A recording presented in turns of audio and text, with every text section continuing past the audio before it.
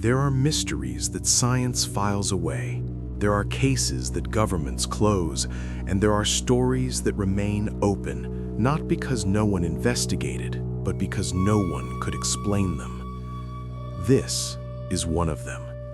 On July 2nd, 1955, Pan American Flight 914 departed New York International Airport bound for Miami, Florida. On board, 57 passengers and a crew of 6. A routine route, an ordinary day, a flight that should have lasted just over 3 hours. The plane never arrived in Miami. There was no distress signal, no wreckage found at sea, no bodies, no explanation. The DC-4 simply vanished from radar somewhere over the Atlantic, and the silence that followed lasted for decades. Families were notified, compensation claims were filed. Pan American Airways conducted its own investigation and found nothing.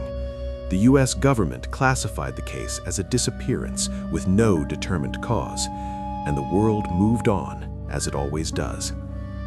For 37 years, Flight 914 was just another number on a list of planes the ocean had swallowed. Until September 9th, 1992. That afternoon, the control tower at Simón Bolívar International Airport in Caracas, Venezuela, received an unexpected radio contact. An aircraft identified itself as Pan Am Flight 914, bound for Miami, requesting emergency landing clearance. Air traffic controller Juan de la Corte took the call without understanding what he was hearing. He asked for a repeat. The pilot repeated, Pan Am 914, 57 passengers, departed New York, bound for Miami. De la Corte checked his systems. No aircraft with that identifier was registered in Venezuelan airspace that day. No Pan American company still operated that route. Pan American had ceased operations years earlier. He authorized the landing as a precaution. The aircraft was a DC-4, a model from the 1950s, painted in original Pan American colors, in perfect condition, as if it had just rolled off a factory floor, not 37 years of flight. When the aircraft stopped on the runway and the stairs were positioned, airport staff approached. The door opened and the pilot appeared. His face was white. He held a calendar in his hands, a July 1955 calendar. He looked at the staff around him, at the modern planes on the tarmac, at the uniforms he didn't recognize, and his face shifted from shock to terror. He shouted for the passengers not to disembark. Before any staff member could board, the door was shut. The engines roared back to life, and the DC-4 took off without clearance, without a flight plan, without a declared destination. It disappeared again into the skies over Caracas. Juan de la Corte described the scene in later interviews.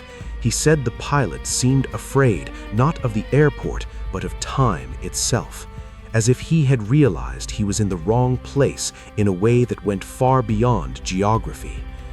Investigators who analyzed the radar records confirmed the aircraft's presence. The radio contact was documented, the plane was there, and then it wasn't. In the years that followed, journalists, researchers, and enthusiasts of unexplained phenomena tried to track down the passengers, the crew, any survivor who could confirm what had happened on board during those 37 years. No one was ever found. Not a single passenger from the original flight ever reappeared in civil, medical, or government records. Pan American Airways, consulted before its final closure, made no comment. The U.S. government never opened a formal investigation, and Juan de la Corte spent the rest of his life certain he had seen something that should not exist. A plane that left 1955 and landed in 1992 without anyone on board having aged a single day. There are theories, there always are. Some speak of folds in time, anomalies in space-time that could, under specific conditions, transport an object from one moment to another without those inside noticing the passage of time. Others speak of portals, secret military experiments, technology the public was never meant to know. Skeptics say the story is fabricated, that the radar records were misread, that Juan de la Corte confused dates or embellished details over the years. But the records exist, the radio contact was documented, and no one on either side has ever been able to prove the plane wasn't there. What happened between the departure from New York in July 1955 and the landing in Caracas in September 1992 remains unanswered. Somewhere between what we know and what we cannot explain, there is a DC-4 carrying 57 passengers flying toward a destination that may not exist on any map we know.